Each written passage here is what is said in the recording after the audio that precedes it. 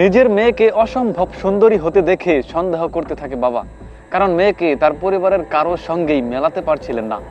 এক পর্যায়ে মেয়ের ডিএনএ পরীক্ষার সিদ্ধান্ত নিলে স্ত্রীর সঙ্গে হয় তুমুল ঝগড়া।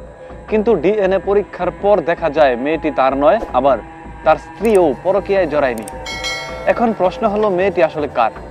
চাঞ্চল্যকর এমনই এক ঘটনা ঘটেছে দক্ষিণ এশিয়ার দেশ ভিয়েতনামে।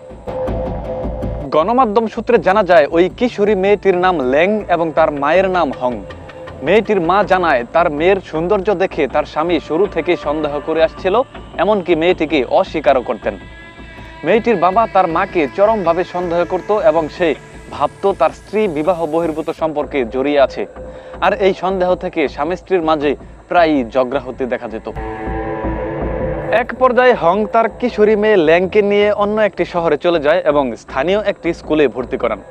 আর তখনই ঘটে বিপত্তি, কারণ ল্যাং এর জন্মদিনের সঙ্গে ওই স্কুলের আরও এক সহপাঠীর জন্মদিন মিলে যায় এবং দুই কিশোরীর জন্মদিন একই সঙ্গে পালন করা হয়।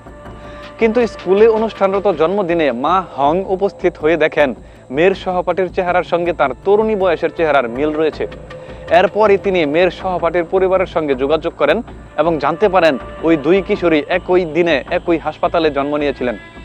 পরবর্তীতে দুই পরিবার একই সঙ্গে ডিএনএ পরীক্ষা করলে জানা যায় জন্মগ্রহণের সময় ওই দুই মেয়ে হাসপাতালেই অদল বদল হয়েছিল। 2021 সালের এই ঘটনা পুরো ভিয়েতনাম জুড়ে আলোড়ন সৃষ্টি করেছিল। মুক্তাকিন হুসাইন, দ্য লিজেন্ড নিউজ।